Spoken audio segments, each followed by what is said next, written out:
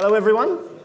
So we're just setting up an illustration in the middle. So as much as possible, just let them get on with it and focus on me because I'm so much better looking than all of them put together. So we are continuing our Esther series, and so what I want to do is introduce you to the next episode. But before we do that, let's just have a little recap. So last time, this is the series that we're working on, and I put this table out to you last time. So we're now on to week 2, and we're looking at God at work in the silence. We're looking at trusting God. So last week, we looked at being an exile. Esther was an exile, Mordecai was an exile. Someone that's an exile is not living in their true home. And we are recognizing that actually we're exiles. We've not been taken from a home that we're familiar with. We're actually talking about a home that is in our hearts that we've never fully experienced. And that's what it talks about in the Bible. It says that God has set eternity in our hearts and that we're on a pilgrimage. We're heading somewhere because we're trying to get home again. There's something that God's put in our DNA that makes us long for something more. And so we've got a response to make. And that response is, first of all, I want to have eyes for beyond this world. I don't want my whole life to be about trying to get the better job, to get the next degree, or get my children into this situation. I don't want that to be all that I'm about. I want to have eyes for beyond that because that's what this world is only about. But at the same time, I don't want to live as someone that's waiting for the bell to go. You remember the Peter Kay sketch before? Just waiting to run out the door and not really present in the moment. Because God has called us to be people who love the world. And Jesus demonstrated that because for God so loved the world that he sent his one and only son. So we want to be here, we want to be present here, we want to have a heart for this world. So eyes for beyond this world, heart for this world. Today, trusting God in the silence. Now, if you've ever read Esther, you might have noticed something particularly interesting. It's the only book in the Bible, I believe, that doesn't mention God, okay? Now that's a little bit of a surprise. You think the Bible's pretty much about God, but the whole story of Esther, all those 10 chapters, does not mention God. And it makes me wonder, whoops, did they forget him? Did they write the story and then get to the end like, oh, no, we forgot God? No, the truth is that it was a device to try and get us to think about, oh, wait a second, I don't see God in this anywhere. When you're used to the stories of God rescuing Israel before, he sent 10 plagues on Egypt. Very, very clear that God was at work. Sometimes you hear the booming voice of God. You see God doing those miraculous things. In Esther, we don't see that in the same way.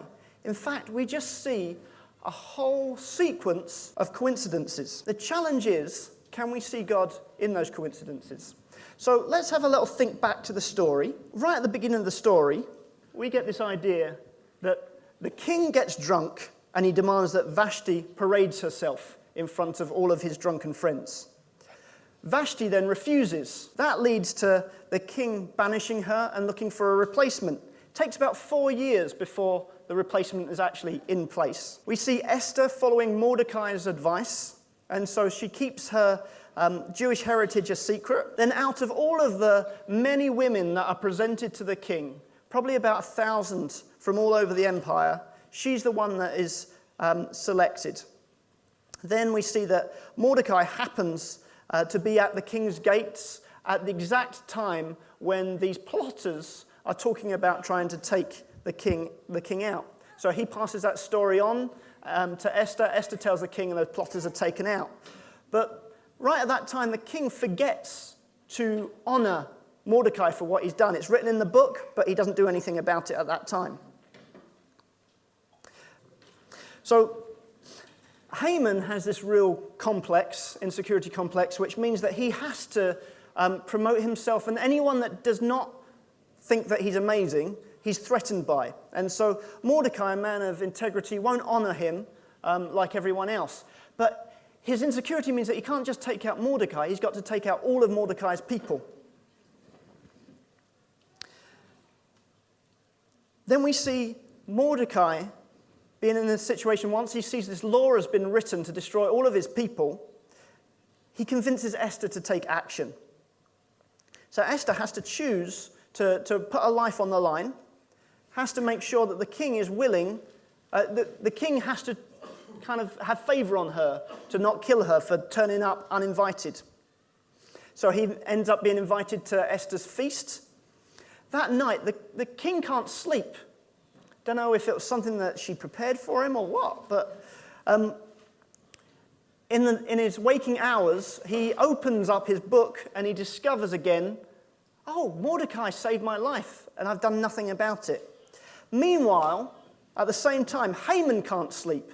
It was because Haman had just seen Mordecai again, and it made his blood boil. He couldn't sleep that night either. Both of them, in their early morning, arrive at the same place at the same time. The king asks Mordecai, asks Haman, what can I do to honor Mordecai?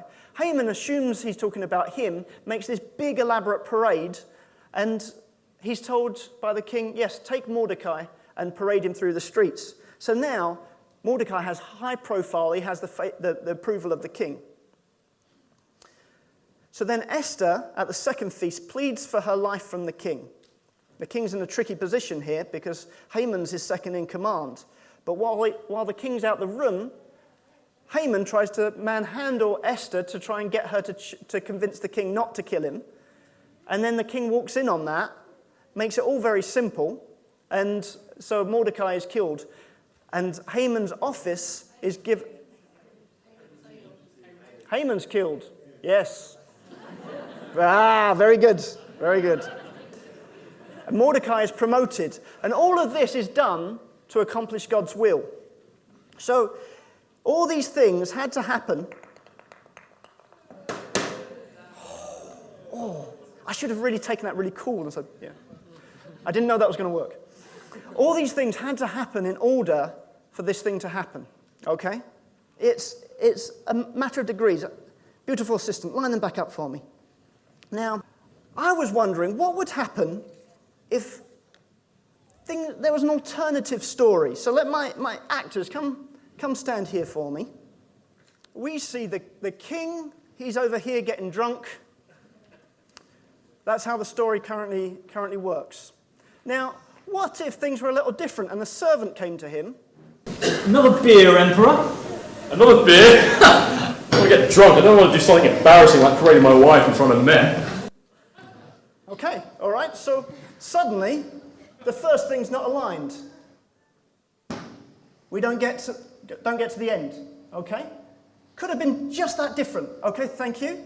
What if, when the servant calls Vashti... Vashti, the king has demanded that you be paraded in front of his whole kingdom to show off your beauty. All right, then. Okay, so if that had happened, we're out of step. It doesn't work.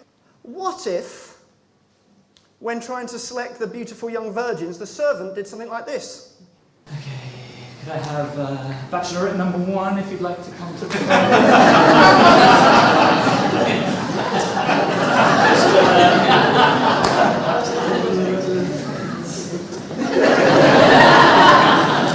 Thank you very much. If you'd like to sit back down, bachelorette number 1. I don't think you're quite right for the king this time. Bachelorette number 2, if you'd like to come to the front.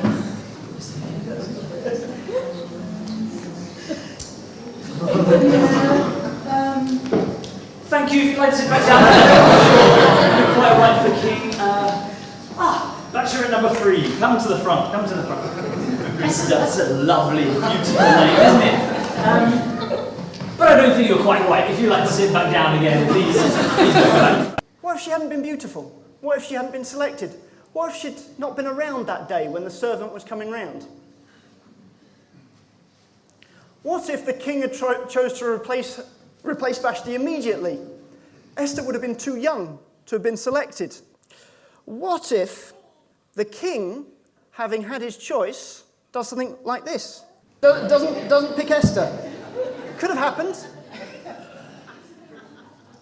And then we know the story about Mordecai hearing the plotters at exactly the right time. He was sitting at the gates at exactly the right point where they had that conversation. So that is my clock from A to B. Completely finished. Not going to tell anyone that, am I? Got it. So anyway, about Jamie's rash. What if they'd finished discussing the plot by the time they got to the gate, and then they moved on to talk about something really personal? What if the conversation where Mordecai manages to convince Esther goes a little bit more like this? Right, Esther, this is your chance to really make a difference. Yeah. Not even nearly, sorry. Okay, fair enough. Just keep your head down, that's fine. Yeah. Thank you very much, actors.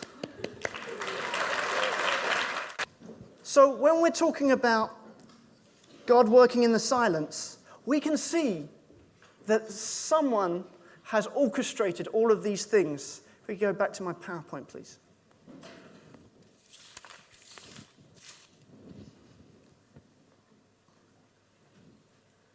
So God works in the coincidences.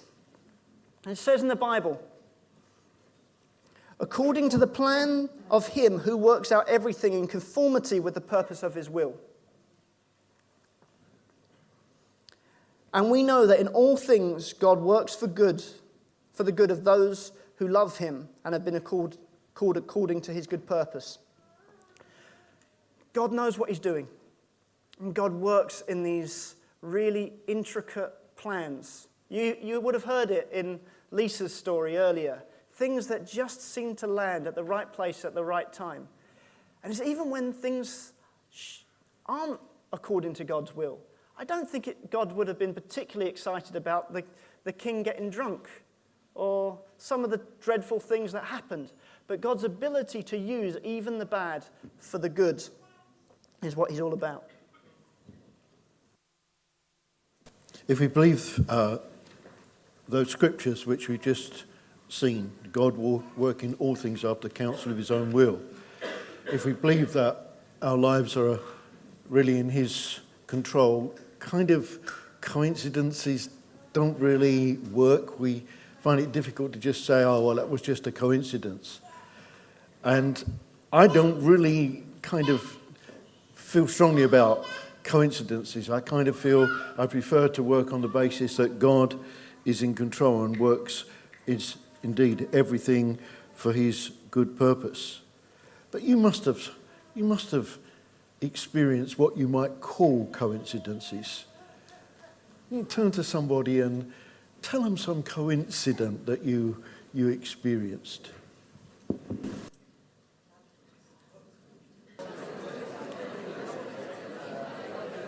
There seem to be quite a few. How about this, though? How about if we stop to say, was that a coincidence?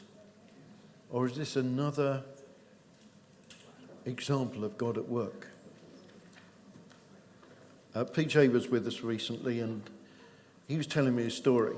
He now works in the president's, I don't know what they call it, office, palace. And together with his boss, they were planning, they had a deal to see the president about something. And it's a lot better, I mean, you mustn't quote this, by the way, it's a lot better you seeing the president when he's not got everybody else there. Some people are like that. They perform to an audience, but they really wanted that. But then when he saw that actually various other ministers have been invited in from different departments and that sort of thing, and he said, in order to get into the president's room, there's a kind of iron security gate. And he said, it's an amazing thing. We went in and the gate jammed and nobody else could get in. And we had an exclusive time with the president, and outside were all these ministers of state, really, because they couldn't get in and the door was jammed. When he'd finished, the door became unjammed. Now, coincidence? Could be God. God giving an opportunity. And when I look back, I look at things personally that I thought, oh, maybe it was just coincidence. But I believe that God was at work in my life even when I was not seeking to follow him. In fact, when I was seeking to go the opposite way. I thank God for that. I thank God for his protecting and keeping power. And it was only when I came to God, I looked back and said, you know, God's hand was upon me. The most amazing thing looking back was we were not living moral lives. But God engineered to separate me from this very close group of friends over a moral issue. I mean, it was a height of hypocrisy, really. But God used it. I was connecting with various people. And I look back and I see God's hand stop me getting involved in crime and things like that. Even in realms where I would have naturally got into. Then I was thinking some more and I thought, it's amazing how your mind goes back and you begin to think. And we never raced cars. But maybe on one occasion we were. And we're in Devon. And the car in front, I could easily beat. But, you know, it meant pushing it a bit. Friends in that. And something, now I want to say someone, I want to say God whose hand was upon me. And I couldn't understand at the time, I was holding back. And as we hit this bend on top of a cliff, the car turned over. Actually, my sister was inside it as well, so it was, and it looked, as it rolled, it was going to go over the cliff. And I thought, you know, if I hadn't been held back, we would be right in that together. Coincidence? No, I think that was God's hand of protection. Many things I think probably I don't even realise that he was protecting me from or leading me and guiding me. God's hand being upon us even when we're seeking to get away from him rather than when we were wanting him. Then as Jamie and I were talking about these things, because we were talking about the whole thing of God at work in coincidence, and I remembered this girlfriend that I had, and I was quite keen on pursuing this relationship. Now, I'm not walking with God at all. And I remember her saying, finishing the relationship and saying, yes, because I would not want to go where I can see you going with God. She wasn't a Christian. She just somehow saw something and knew something, and God was just directing my life even when I didn't want him to.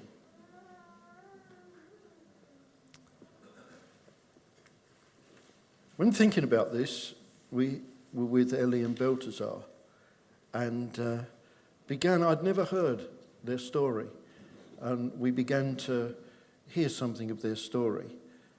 And we've made a little film, which we're going to show you, but I'd like to do a little test. You up for a test? Yeah?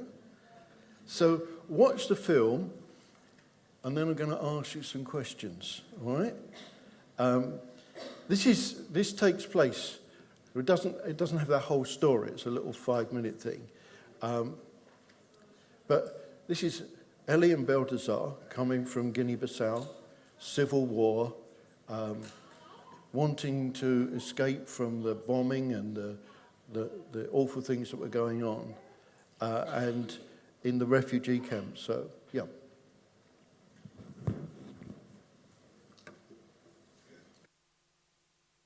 Yeah, really, Dagenham is our promised land because God showed us good things. In Dagenham, I start following God. You both grow up in Guinea-Bissau. Yeah.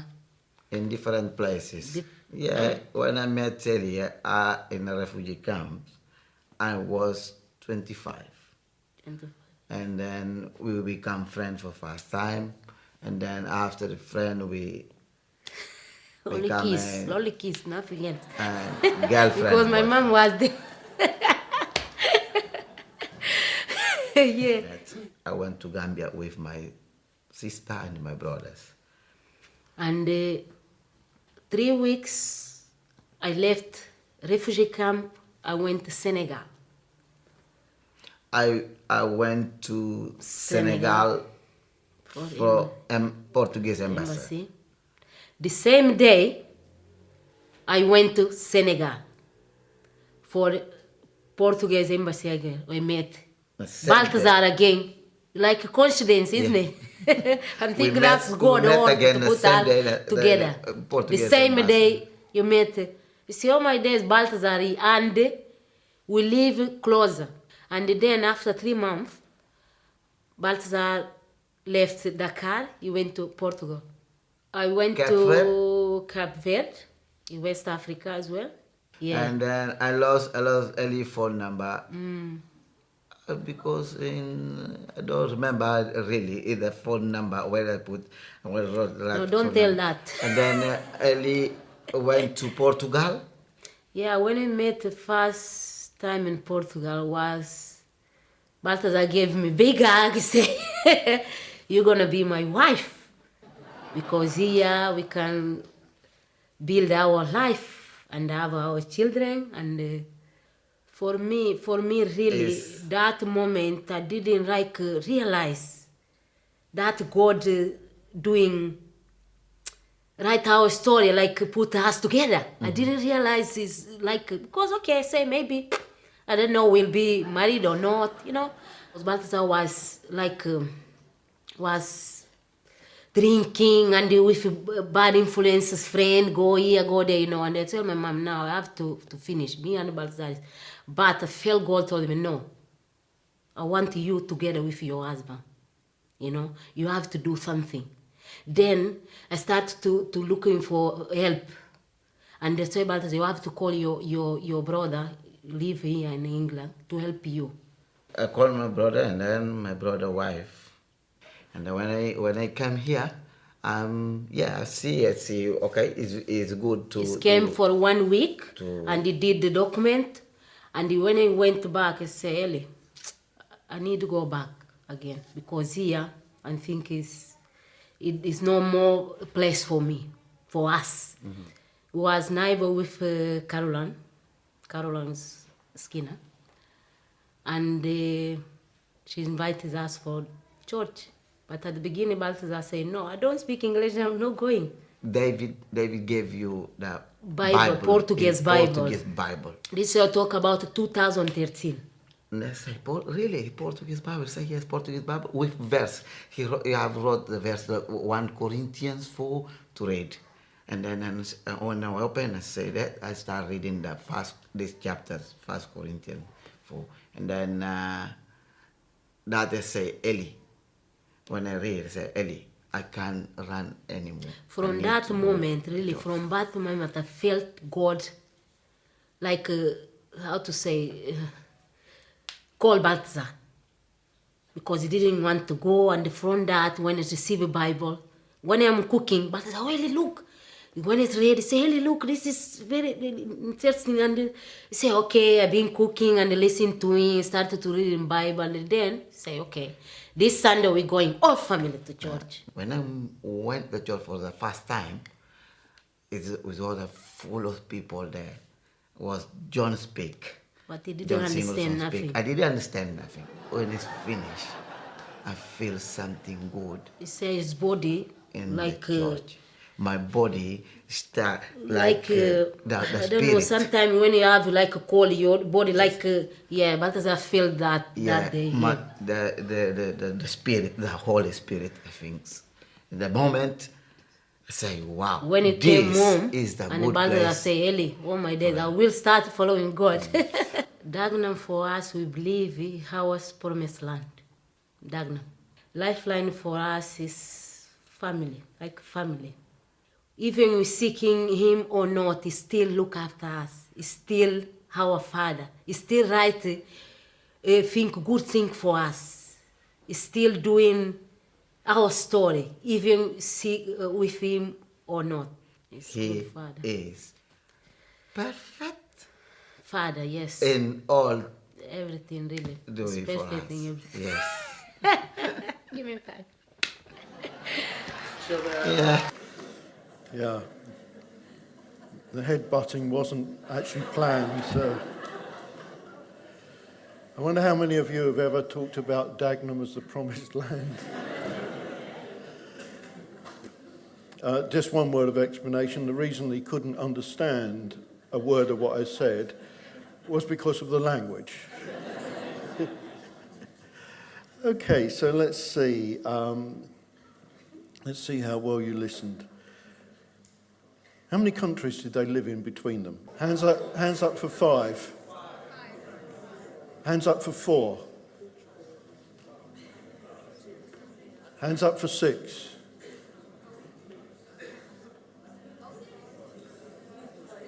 Okay, you can have the prize. Guinea-Bissau, Gambia, Senegal, Cape Verde, Portugal and UK.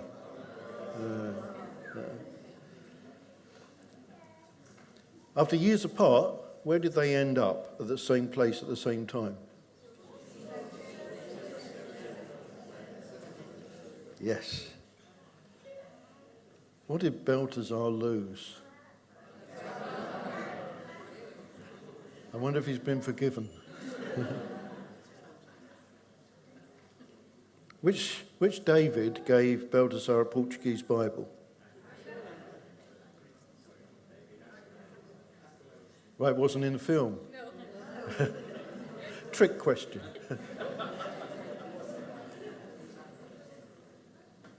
Isn't it amazing how God can cause lives to weave in and out to come to his purpose?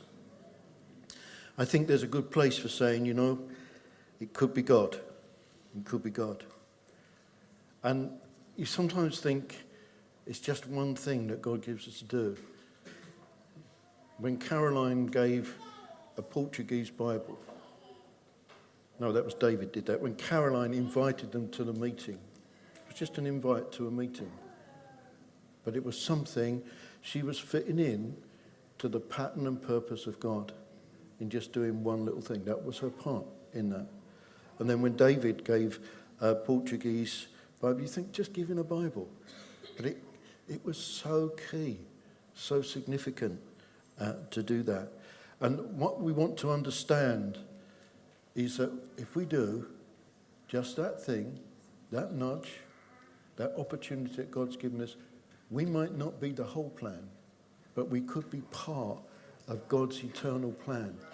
And what a privilege to have that opportunity. Interesting also to note, you don't have to understand the language in order to be influenced by the presence and the love of God. You know? Sometimes we can almost make excuses. Well, no, I don't think that would work because that won't be understood. But if we do, the thing that God's given us to do, it's not about our understanding, it's about our obedience. And it can be another thing, like we saw the different elements, like the dominoes falling down. The Holy Spirit at work. And isn't it amazing? Even when we're not seeking God, he's looking for us. And God's writing our story. You see, before we were ever formed, he knew us. And he has prepared good works for us to walk in. See, God's hand is upon us, whether we're understanding it or not. And we look to see how that can be worked out. But it's possible to miss the coincidence. There was a guy, let's call him Eric. And he went to uni. And he really was a bit lonely, needed friends. And we prayed for friends for him. And at the end of the first term, he came back and said, oh, it didn't work. There was no friends. Then he goes back, and he suddenly realised he's got In fact, he then says, hey, you know what? I've got so many friends. See, it didn't work because it didn't work in exactly the time frame and exactly the way that he wanted. But God was still at work, drawing together to meet that need, that desire in his heart. See, if we kind of look at the process rather than at God's heart, and if we get focused on how it's going to be, we can end up feeling that lack of expectation and faith, even becoming cynical.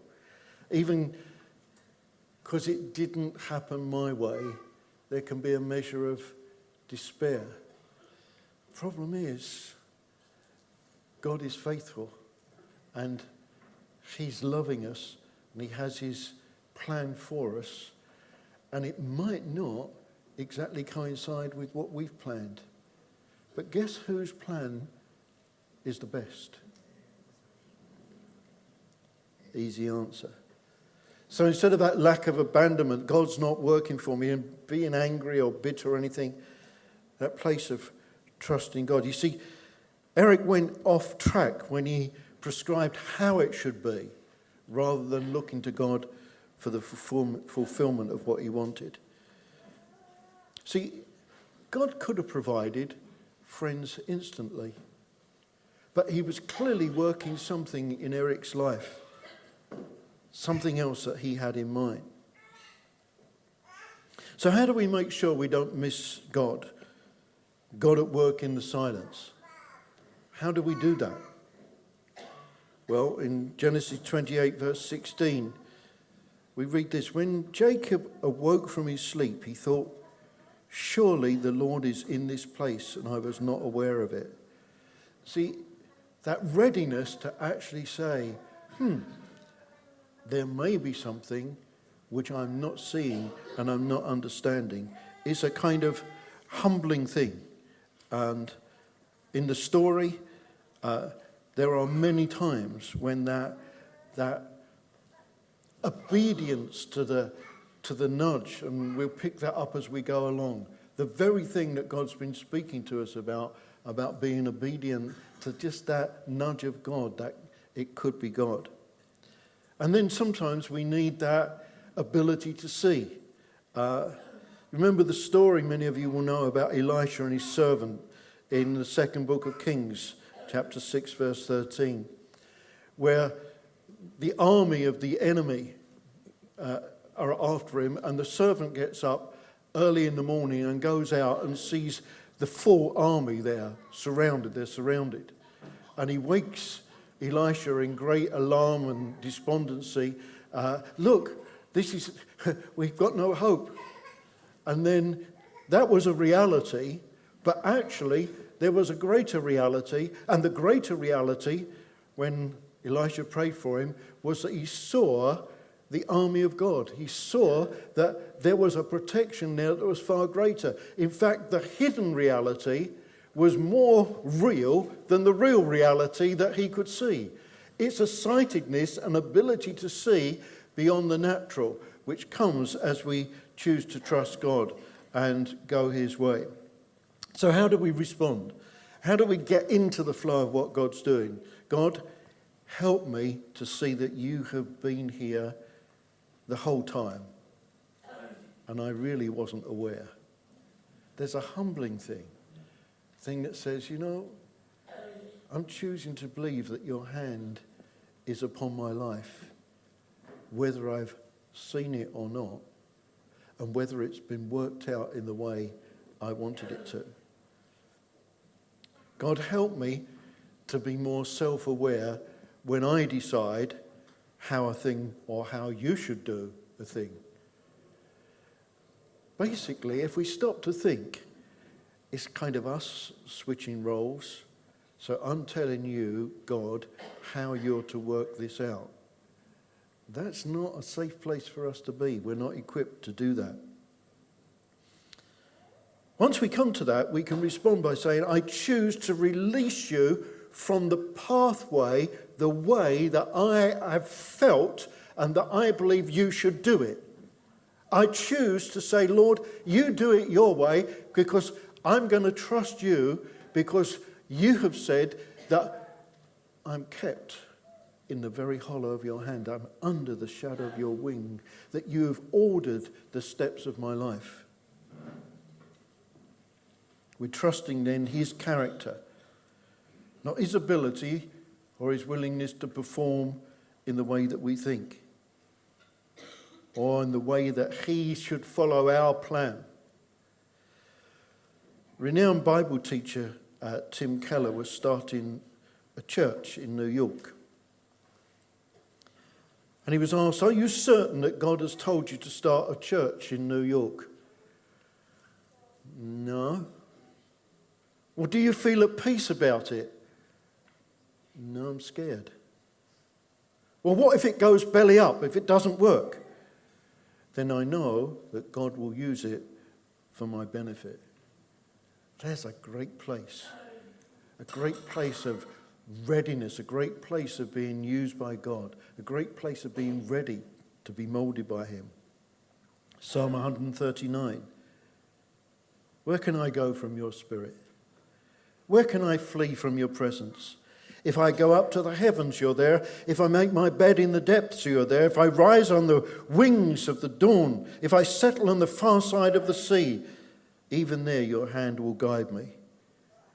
Your right hand will hold me fast. Wow. What a God who calls us in these times to trust him and be used of him and respond to what. So what can it look like when we release God from our plans, from the way that we want it done? Just like in that story of Eric, he said, well, in the end I didn't need God to make me friends because I found that I had them afterwards. From his view, God had missed calls on his phone. God hadn't heard his prayer, hadn't answered them. From my perspective, I saw God's fingerprints all over that. God had orchestrated something, but he was doing it in a different way to what you're expecting. Sad thing for him, that went into a cynicism. It went into focusing what he could do, his power, and it was focused on, if it's not in my power, it won't get done. So what happens when we choose to release God and say, God, I know that you can line these things up and you can knock them down? It leads to peace when things are traumatic. It leads to a sense of joy. Wow, I can still celebrate even when things aren't working out the way that I wanted. And it can lead to a sense of adventure. Okay, right, God, how are you going to get us out of this one? Where are you going to take us next? And it's that sense of faith that you're willing to risk it. If Esther could see that God had got everything mapped out, it would cause her to be much readier to risk her life. So the fact is, God is in control. That he works all things according to his purpose and his will.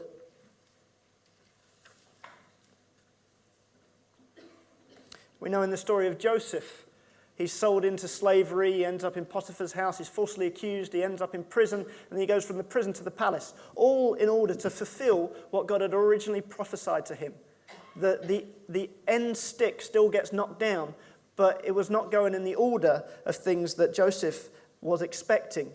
But yet, something that happened in his character during that time meant that when his brothers apologized to him for what they'd done, he was able to say to them, you intended to harm me, but God intended for good to accomplish what is now being done, the saving of many lives. That's what he's saying to us all the time. You think that I'm not listening, you think that I'm not in control, but I'm orchestrating all these things for purpose. We've often talked about Keith Marsh's story, about how things just looked so bleak for him at points where he was betrayed by people that he was walking life with, that there was times where everything just fell away from him. He was bankrupt. He was having to work in dead-end careers at the age of 55, 60. He's climbing up ladders in the freezing cold to fix satellites. Someone that used to speak to governors about how to manage childcare. If we had been in control, we would have pulled him out of that situation 100 times. but God was working everything according to his good purpose. So, if God has got a plan that he's working, what's my role?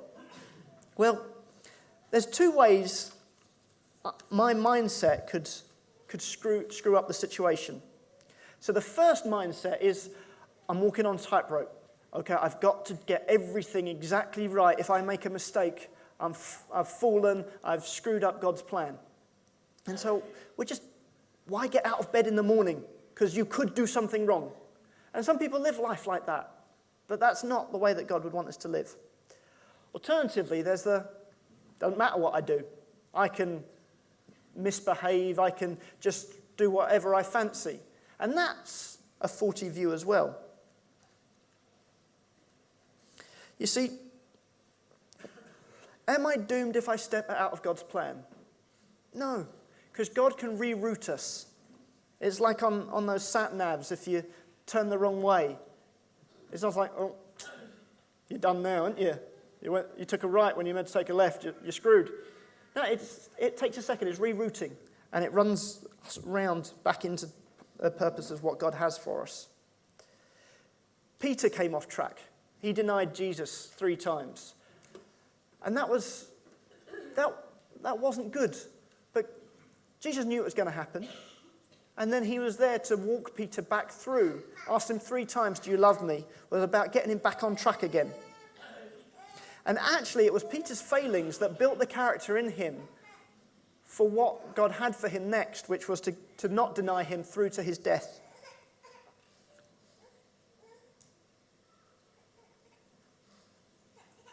We know that God is working in us to give us the desire to do things that he would want us to do and the power to do them as well. We do have the choice to rebel against what God's got for us. But he can build in us a desire to do what he wants. It's not about my ability to walk the tightrope. And in terms of who cares, it doesn't matter. Well, let's walk that theory through. Okay, so there's starving people in the world. There's people in need. Well, if God wants to meet them, he's going to meet them somehow. God's going to sort it all out. But right from the beginning, God has used us. God's wanted to work in partnership with us. Right from the Garden of Eden. And Jesus said himself, very truly I tell you, the Son of Man can do nothing by himself, but only what he sees the Father doing, because whatever the Father does, the Son also does. So it does matter. We want to be doing what the Father's doing, because we are his hands, we're his feet, we're his body. God always chooses to work through us, and what a joy that we can have when we choose to partner with him. I'm just so glad that following God is not like James was saying, a tightrope. Neither is it trying to map read and get it just right. Neither is it a list of instructions. I was looking at a list of directional instructions the other day, and I thought, oh, it's so complicated, and you get one of these turns wrong. And yeah, sat-nav is great. I'm slightly off of it at the moment because this week it sent me down a farm path to a dead end. So what I'm really glad about, that God has not even reduced it to sat-nav or a line on a map or instructions, but he comes personally in his Holy Spirit to take us and lead us and guide us where he wants us to go. The God of all creation, the God of the universe, is more interested in you getting it right than you will ever be. He's more committed to the very best for you than you could ever be. He's got your interests at heart. But it's not, again, kind of keep you cozy and comfortable. This is about living the life of excitement and fulfillment that he intended. And all that he wants is our obedience. We're not equipped to understand. He never promised our understanding. And when you stop to think of it, it's a bit daft.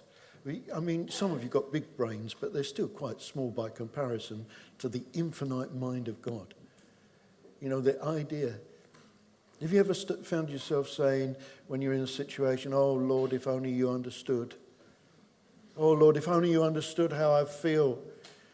You just take a step back from that, and you're talking to the creator of the universe, asking him if he understands. You're talking to the person who made you, who knows the beginning from the end, who set the stars in place. Do you understand? It's a kind of slightly odd, isn't it? A bit perverse. So we might not see God at work, but that doesn't mean he isn't working. You think you got that? Yeah? And we are not equipped to understand, but God will take us as we submit to him. So we're kind of much of the time on the first chapter, but he wrote the book. We've not seen the end from the beginning. Well, you don't give up if he hasn't. So how do we respond to that? Well, let's just reiterate. Lord, allow me to see you working in the midst. Lord, allow me to see that you're at work, even when I don't understand, and even when it's not the way that I would have prescribed we should go. Allow me to see it then, Lord, when it doesn't fulfill the certain way that I wanted.